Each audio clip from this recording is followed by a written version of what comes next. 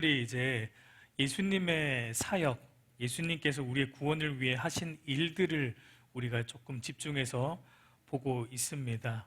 우리 오늘은 이제 본디오 빌라도에게 고난을 받으신 이 예수님에 대해서 우리가 조금 살펴보고자 합니다.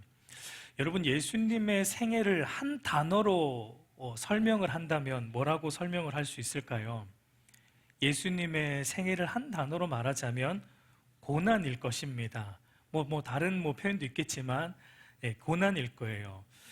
우리는 예수님의 이 고난, 예수님이 우리를 위해 고난 받으셨다라고 할 때 보통 우리가 생각하기를 보통 이제 로마 군인들에게 잡혀서 십자가에 달리시는 이 일련의 과정, 특별히 이제 이번 주부터 여러분 무슨 주간입니까? 고난 주간, 우리 패션 위크라 그러는데 고난 주간이잖아요. 특별히 고난 주간에 우리 예수님의 고난을 좀 집중하는 경향이 있지만 사실은 예수님의 고난은 이 땅에 오시면서부터 시작이 되었어요. 여러분, 오늘날 사법제도 안에서 죄를 지은 사람을 어디에다 가두죠? 어디에다 보냅니까? 감옥에다가 보내죠. 감옥은 어떤 곳이에요? 죄를 지은 그 사람의 시간과 공간을 통제하는 곳이죠. 그래서 그 사람의 시간과 공간을 제한함으로써 동일한 범죄를 막기 위한 어떤 재발을 막기 위함이기도 하고, 또 갇혀있는 그 공간 안에서 자신의 잘못을 뉘우치게 하는 어떤 그 교화의 목적도 있는 것이죠. 그러니까 여러분, 시간과 공간의 제한을 받는 것 자체가 어떤 형벌을 의미하는 것입니다. 그러면 한번 생각해 보세요. 우리 하나님은 시간과 공간에 제한이 있으신 분입니까? 없으신 분입니까? 없으세요. 그분은 무한하신 초월자이십니다. 무소부재하신 분이에요. 우리 예전에 보았지만 열왕기상 8장 27절 말씀을 다시 보면은 솔로몬이 이렇게 말하죠. 하나님이 참으로 땅에 거하시리까? 하늘과 하늘들의 하늘이라도 주를 용납하지 못하겠거는 하물며 내가 건축한 이 성전이오리까? 라고 말합니다. 그러니까 솔로몬이 성전을 하나님이 거하시는 장소로서 솔로몬이 성전을 건축을 해놓고 하는 말은 하나님이 여기에 거하실 수 없다는 겁니다. 왜냐하면 하나님은 이 안에 갇혀 계신 분이 아니고 하늘의 하늘들이라도 하나님을 다 용납할 수 없는 무한하신, 무소부재하신, 전능하신 하나님이시기 때문입니다. 그러니까 여러분, 무한하신 그 하나님이 인간의 육체를 입고 이 땅에 오셨다는 건 자기를 지금 어떻게 하셨다는 거예요. 그러니까 자신을 시간과 공간이라는 이 감옥 안에 가두신 것과 같습니다. 시간과 공간에 제한이 있는 인생이라는 감옥에 무한하신 하나님 자신이 스스로 들어오신 사건이 성육신 사건이에요. 하나님은 죄악된 이 인간들이 살아가는 역사라는 이 감옥 안으로 스스로 들어오셔서 시간과 공간의 제한을 받으시며 죄악된 인간 사회 속에서 인간과 함께 사셨습니다. 그러니까 여러분, 예수님께서 십자가에 달리신 어떤 일련의 과정, 이 한 주, 이 고난주간 한 주만이 예수님의 고난이 아니라는 거예요. 물론 이제 고난의 절정은 우리 주님의 십자가 죽음에 있지만, 그러나 예수님은 이 땅에 오심부터 탄생부터 죽음에 이르는 전 생애가 다 고난받으신 삶이었다라는 것을 우리는 이 고난주간에 한번 생각해 볼 필요가 있습니다. 그래서 저는 개인적으로 이 고난주간을 특별히 이렇게 따로 지키고 이런 것은 별로 이제 선호하진 않습니다. 나쁜 건 아니에요. 그렇게 하는 게 나쁜 건 아니고 얼마든지 그 기간에 우리가 더 생각할 수 있습니다. 근데 그렇게 하다 보면 우리 안에 어떤 경향성이 자리 잡히냐면 고난 주간에만 주님의 고난을 생각하려는 경향성이 우리도 모르게 자리 잡히다 보니까 조금 위험성은 있어요. 여러분, 우리는 365일 매일을 우리 예수님의 고난을 묵상하며 살아야 돼요. 왜냐하면 예수님의 전 생애가 우리를 구원하기 위해서 우리의 죄에 대한 진노를 대신 당하신 고난이었기 때문입니다. 예수님의 전 생애가 바로 우리의 죄에 대한 하나님의 공의, 하나님의 공의를 만족시키는 고난의 삶이었기 때문입니다. 여러분, 그래서 하이델베르그 요리문답 37문을 보면은 우리 이렇게 말하고 있습니다. 고난을 받으사라는 이 말은 어떤 뜻입니까? 우리 답을 한번 같이 읽어보도록 하겠습니다. 그리스도께서 이 땅에 사시는 내내, 특히 생의 마지막 시기에 온 인류의 죄에 대한 하나님의 진노를 자기 몸과 이렇게 하신 것은 유일한 화목제물로 고난을 받으심으로 우리 몸과 영혼을 영원한 저주에서 구속하시고 우리를 위해 하나님의 은혜와 의와 영원한 생명을 얻으시기 위함이었습니다 라고 이렇게 정리를 해놓았습니다. 여기 보면 예수님의 생의 마지막 시기가 특별히 고난 주간에 예수님의 고난이 부각이 되긴 하지만, 그러나 그것만이 아니라 예수님이 이 땅에 사시는 내내가 다 고난의 생애였다라는 것을 말하고 있는 것을 보게 돼요. 그리고 이 하이델베르그 요리 문답을 보면 예수님의 고난을 특별히 두 부분으로 나누어서 우리에게 좀 소개를 하고 있는데, 온 인류의 죄에 대한 하나님의 진노를 예수님은 자기의 몸과 그리고 자기의 영혼에 짊어지셨다라고 말합니다. 그러니까 예수님은 몸의 고난과 영혼의 고난을 당하셨다라는 거예요. 여러분, 예수님의 육신적 고난, 우리는 잘 알죠. 예수님의 육신적 고난은 이미 그의 태어나심부터, 인간적으로 볼 때 예수님이 어느 집안에 태어나셨습니까? 부자 집안에 태어나시지 않았어요. 아주 가난한 목수의 아들로 예수님은 이 땅에 태어나셨고, 그리고 태어나실 때 누울 곳이 없어서 어디에서 누우셨어요? 말구유, 말밥통에 누우셨던 만왕의 왕이십니다. 그분은 만주의 주이십니다. 그런데 그분이 왕궁에서 태어나시지 않고 가난한 목수의 집에, 그것도 말구유에서 예수님은 태어나시는 몸의 고난을 짊어지신 거예요.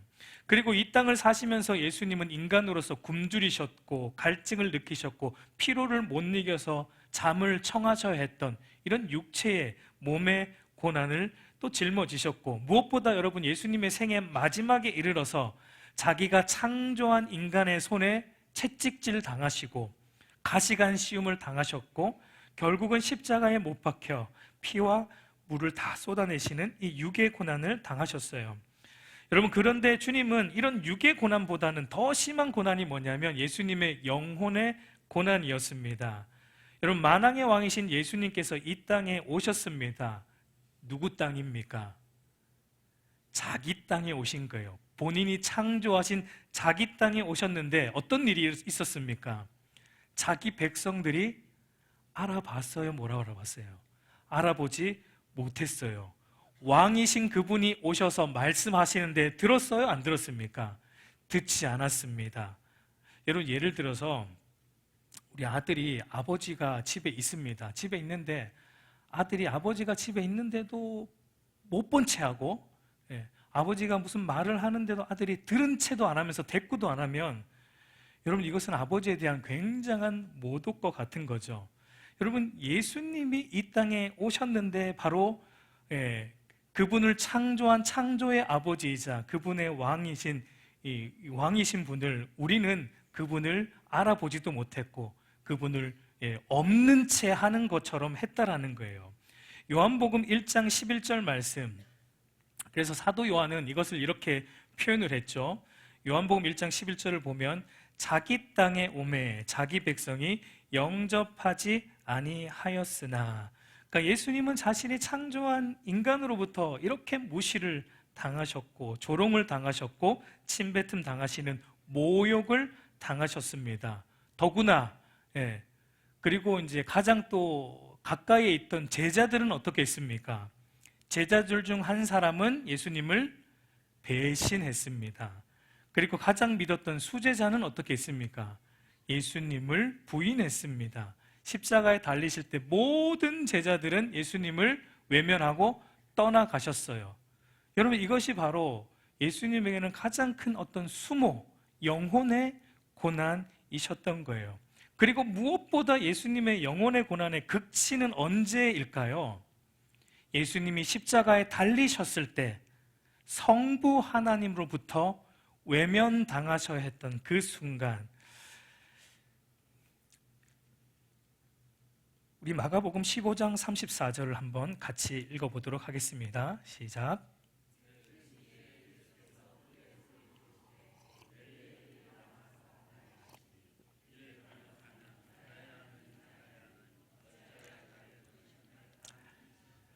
아멘. 여러분, 복음서를 보면은 예수님은 복음서를 볼 때, 우리 예수님의 모습을 볼 때 예수님은 이 육신적 고난, 육체적 고난에 대해서는 비교적 담담하셨습니다.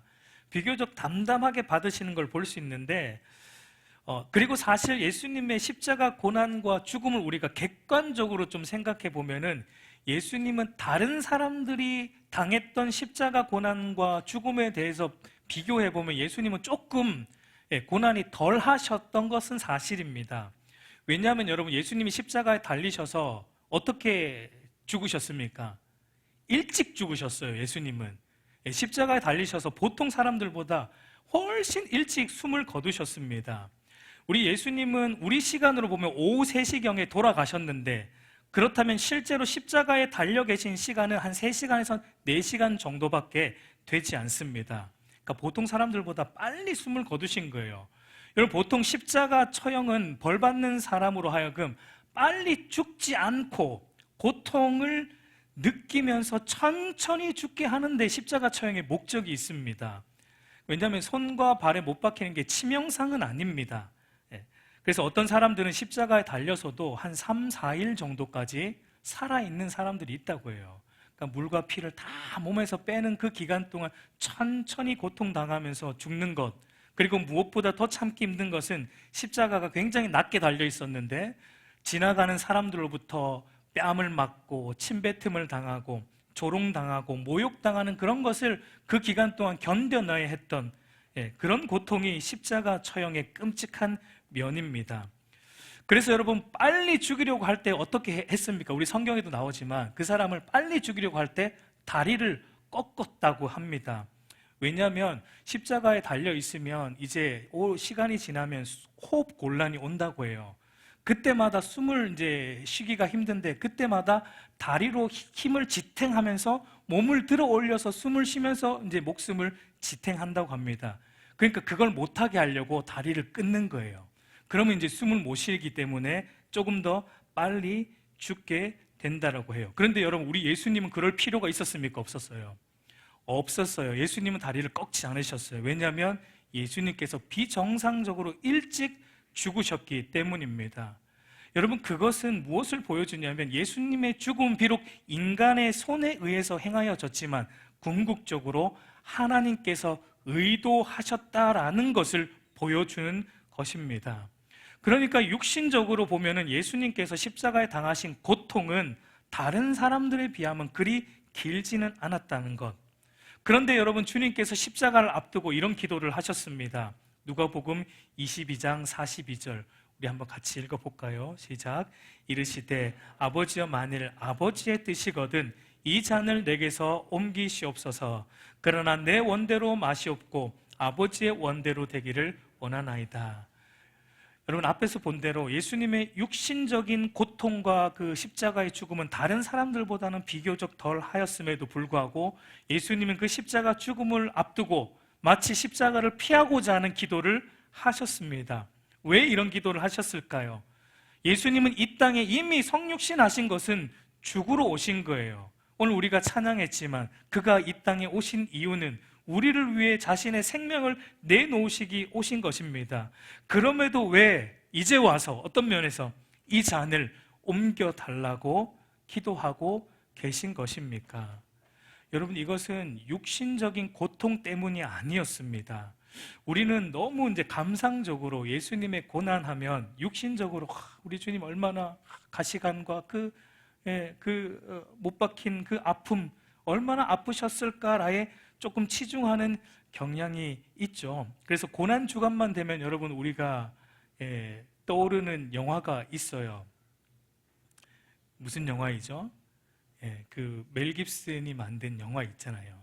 그 패션 오브 크라이스트라는 그 영화를 보면서 예수님의 그 육신적 고난과 고통을 최대한 부각시키는 것을 보게 됩니다.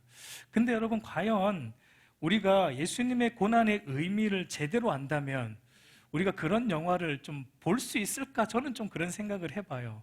과연 팝콘을 먹으면서 예수님의 그 고난을, 눈물도 흘리죠, 물론. 근데 눈물을 흘리면서 팝콘도 먹으면서 그 예수님의 고난을 그렇게 영화로 볼 수 있을까?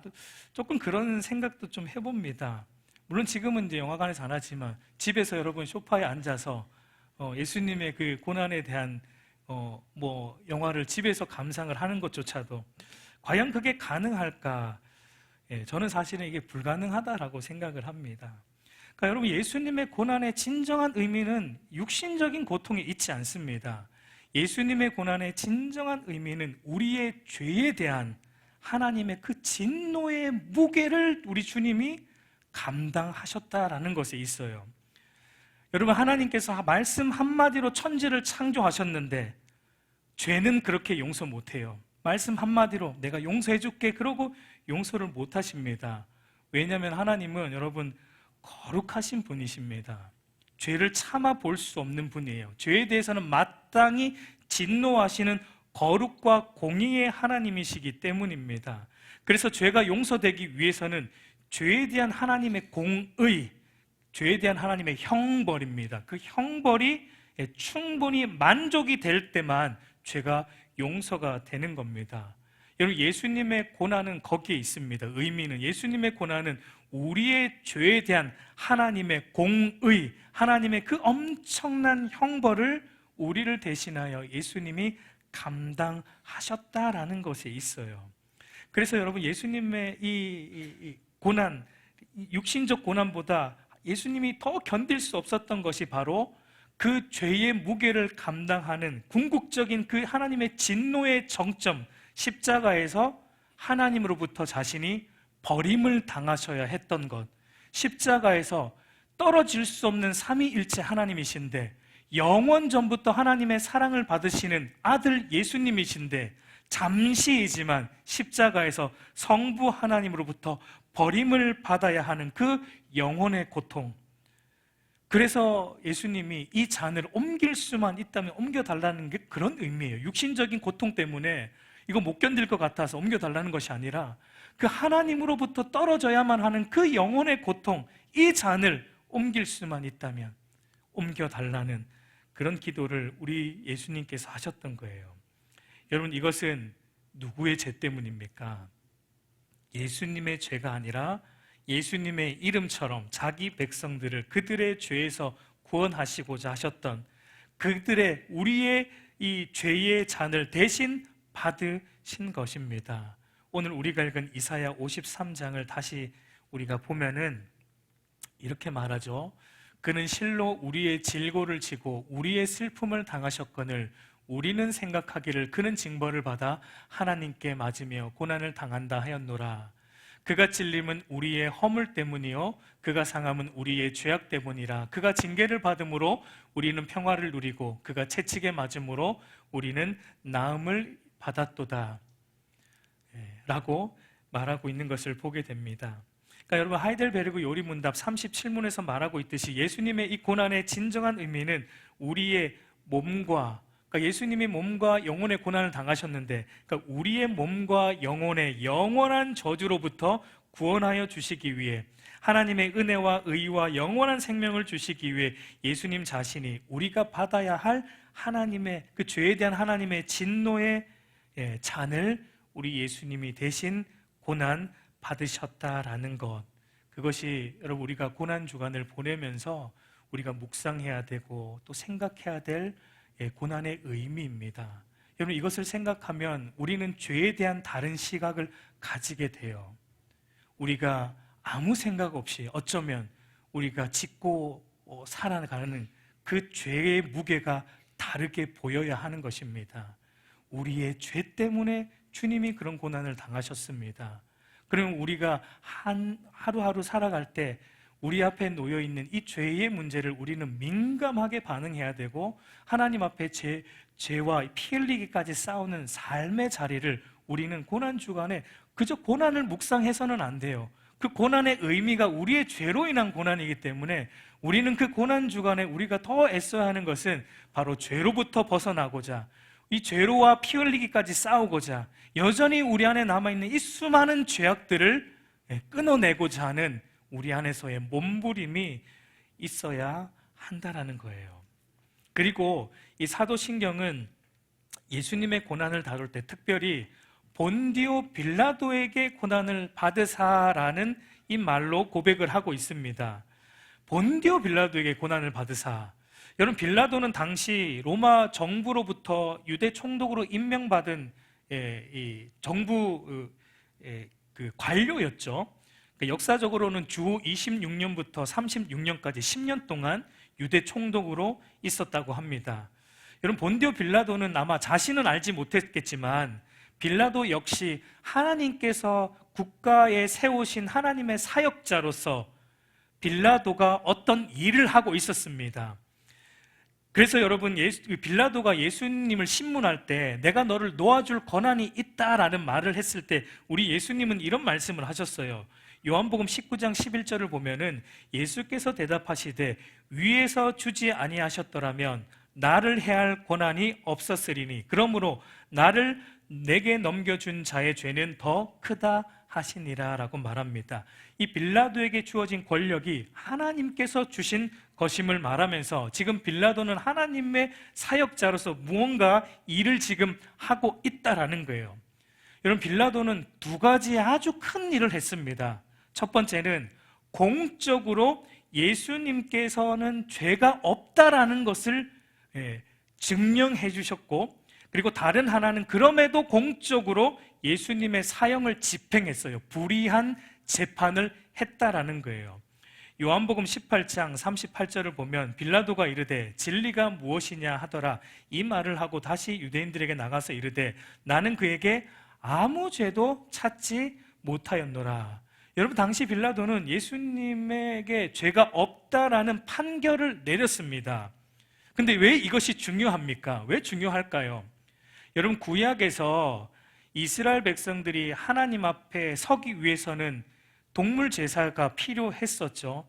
그런데 그 동물을 가지고 나올 때 어떤 동물만 가지고 와야 됩니까? 흠 없는 동물을 가지고 와야 돼요. 근데 이 동물이 흠이 있는지 없는지를 누가 판결을 하고 누가 판단을 내립니까? 제사장들이에요. 하나님의 사역자들인 제사장이 이 동물이 흠이 있는지 없는지를 분별을 하고 판결을 내려요. 이스라엘 백성들이 이거 어차피 번제로 태울 거니까 흠 있는 거 팔지도 못하고 먹지도 못하는 흠 있는 거 가져가지 하고 가져오면은 빠꿉니다. 안 돼요. 그건 제사로 드릴 수 없습니다. 흠 없는 정결한 짐승으로 가져와야 돼요. 그래야지만 하나님이 받으시는 제사가 됩니다. 여러분, 지금 빌라도는 자기는 모르고 있지만 하나님이 세우신 사역자로서 지금 그 일을 하고 있는 거예요. 예수님은 온 세상 죄를 지고 가는 하나님의 어린 양으로 지금 빌라도 앞에 서 있는 겁니다.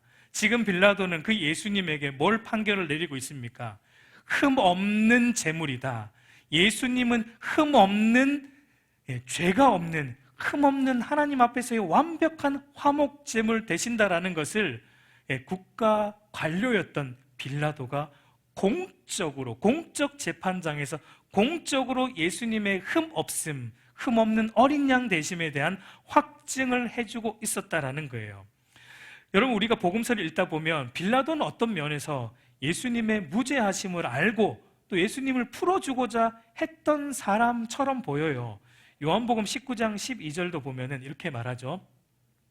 이러함으로 빌라도가 예수를 놓으려고 힘썼으나, 놓으려고 힘썼다라고 성경은 기록하고 있습니다. 여러분, 이쯤 되면 우리가 이제 이런 생각이 들어요. 빌라도가 좀 억울하겠다. 분명 빌라도는 예수님의 죄를 찾지 못했고 풀어주려고 노력까지 했는데, 여러분, 초대교회 이후부터 수천 년 동안 지금까지 전 세계 교회에서, 전 세계 교인들의 입에서 지금 뭐가 계속 나오고 있는 거예요. 예배 드릴 때마다 본디오 빌라도에게, 본디오 빌라도에게 고난을 받으사, 본디오 빌라도에게. 아마 지옥에서도 기가 따가울 정도로 어떤 면에서 조금 좀 억울하지 않을까 뭐 이런 생각도 들기도 하지만, 물론 빌라도가 예수님의 죄를 찾지 않았고 풀어주려고 애를 썼지만, 그러나 결국은 어떤 판결을 내렸습니까? 정치인으로서 유대인들의 지지를 잃을까봐 두려워서 결국은 불의한 판결을 내렸습니다. 죄 없으신 그 예수님을 십자가에 못 박으라는 사형 선고를 공적으로, 세상 재판장에서 공적으로 그 판결을 내렸습니다. 여러분, 이것 때문에, 그러니까 빌라도 한 사람의 잘못은 아니라는 것입니다. 빌라도 한 사람을 부각시키고 있는 게 아니에요. 당시 유대 총독이라는 역사적 인물이 이 빌라도의 이름이 사도신경에 등장하고 있는 이유는, 예수님께서 받으신 고난과 죽음은 당시 모든 사람들이 보는 공적 재판소에서 공적 관료의 결정에 의해 받으신 역사적 사실이라는 것을 말하고자 빌라도가 등장하고 있는 겁니다. 여러분, 많은 이들이 예수님의 죽음과 부활을 어떻게 생각하려고 합니까? 신화처럼 생각하려고 해요. 여러분, 이것은 교회 밖에 있는 사람들만이 아니고요, 어떤 교회 안에 있는 사람들조차도 그렇게 생각하려는 부류들이 교회 안에도 있습니다. 그러니까 예수님의 죽음과 부활이 실제로 일어났는지 아닌지는 중요하지 않다. 그 의미가 중요하다. 예수님께서 우리를 죄로부터 건져 구원하시려는 그 의미가 중요하고, 그 의미를 통해 우리가 감동받고 우리가 예수님처럼 본받아 살아가는 것이 중요하다. 이렇게 이제 말하는 사람들이 있는데, 이것은 전혀 성경적이지 않습니다. 이것은 마치 기독교를 어떻게 보냐면 어떤 교훈만 주는 무슨 전래 동화처럼 생각하는 것과 같아요. 여러분, 우리가 전래 동화를 보면은 그 동화 속 스토리가 실제 사건인지 아닌지는 중요하지 않습니다. 그 동화가 주는 교훈이 중요한 거예요. 교훈이 중요한 거예요. 그러나 여러분, 기독교는 구원에 대한 교훈을 주는 종교가 아니라는 겁니다. 기독교는 하나님께서 우리를 구원하시기 위해 자신이 만든 세상 속으로 자신이 만든 인간의 몸으로 실제로 오셨고, 실제로 사셨고, 실제로 고난받으셨고, 실제로 죽으셨고, 실제로 부활하셨고, 실제로 승천하신 역사적 사실에 기반을 둔 신앙이라는 거예요. 여러분, 이것은 그리스도인들만이 예수님의 고난과 죽음과 부활의 증인이 아니에요. 이건 예수님을 믿지 않는 그 시대의 세상 사람들도 예수님의 고난을 목격을 했고, 예수님의 죽음을 목격을 했고, 예수님의 빈 무덤, 부활하심을 목격했던 비그리스도인 증인들이 수두룩하게 있었다라는 것. 즉, 예수님의 고난과 죽음과 부활이 역사 속에서 실제로 일어났던 역사적 사실이라는 것을 빌라도라는 역사적 인물을 통해 지금 우리는 신앙 고백으로 하고 있는 겁니다. 여러분, 대부분의 이단들, 대부분의 다른 종교들을 보세요. 그들은 어떻게 주장을 해요? 그러니까 자기들끼리 주장입니다. 결국은 그 종교 밖에 있는 사람들이 그 종교를 객관적으로 어떤 증언해 줄 어떤 역사적 어떤 증언이라든지 증거가 하나도 없습니다. 하나도 없어요. 그러나 여러분, 기독교는 그렇지 않아요. 기독교는 예수 그리스도를 믿는 그리스도인들만이 아니라 역사 속에서 예수님께서 고난받으셨고 십자가에 달려 죽으셨고 또 부활하셨다는 것을 눈으로 보았던 수많은 비그리스도인 증인들, 증거들이 많이 있었다라는 것. 비록 그들이 예수님을 구주로 믿지는 않았을지라도, 그러나 그것을 객관적으로 눈으로 본 자들, 증인들이 많았다. 그 사람의 대표가, 그런 사람의 대표가 바로 빌라도였다라는 거예요. 그래서 여러분, 빌라도의 이름이 사도신경에 나오는 건 그 이유 때문입니다. 우리 기독교는 여러분 역사적 사실에 기반을 둔 신앙이다라는 거. 여러분, 이거 굉장히 중요한 겁니다. 이거 굉장히 중요한 거예요. 기독교를 그저 하나의 어떤 신앙 종교 체계로만 이해하는 것은 여러분 위험합니다. 역사성이 있는 종교입니다. 사도신경은 그 부분을 놓치지 않고 빌라도라는 이름을 통해 우리 기독교는 역사 속에서 수많은 사람들에 의해 증언되어 왔고 확인되어 왔고 확실하다라는 것을 말하고 있는 것입니다. 여러분, 이번 주부터 우리가 고난 주간입니다. 오늘 여러분 우리의 모습을 보면 우리 자신이 당하는 여러분 아픔과 고난에 대해서 우리는 좀 자주 묵상하는 것 같아요. 그런데 우리 주님이 나를 위해 당하신 고난에 대해서는 우리는 잘 묵상하지 않는 것 같은 어떤 이런 현대 교회의 모습을 좀 보게 됩니다. 여러분, 우리는 내 발 앞에 당장 떨어진 그 급한 불 끄는 것에 모든 관심이 있죠. 그리고 마치 하나님께서 지금 내 발 앞에 떨어진 이 급한 고난과 아픔의 불을 우리가 모르시는 분처럼 하나님께 또 이렇게 말하기도 합니다. 하나님, 왜 제가 이렇게 힘든데 하나님 돌보시지 않습니까?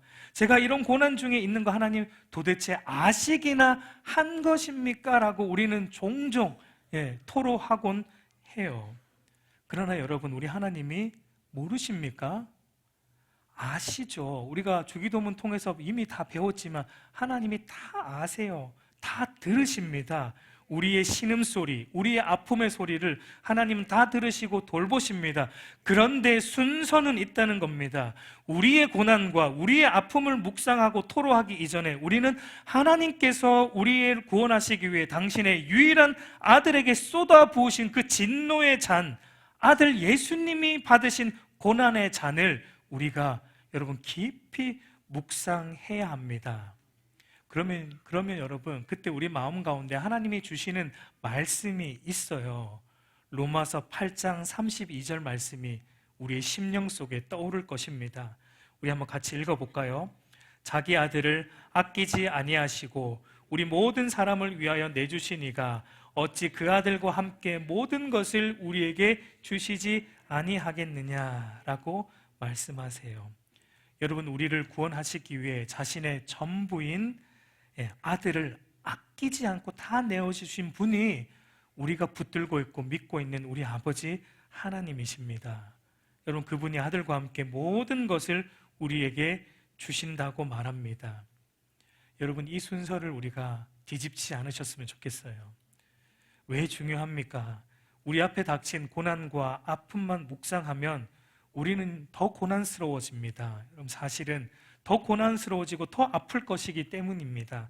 그러나 우리를 위해 아들을 내어주신 하나님을 묵상하고 우리를 대신해 고난받으신 예수님의 고난을 우리가 깊이 묵상하면 우리의 고난과 아픔은 우리의 이 고난과 아픔이 별로의 고난과 아픔이 아닌 것을 깨닫게 될 것이고, 아들을 내어주신 하나님께서 선하게 우리의 모든 삶을 인도하실 것에 대한 믿음과 확신이 우리 안에 여러분 생기게 되기 때문입니다.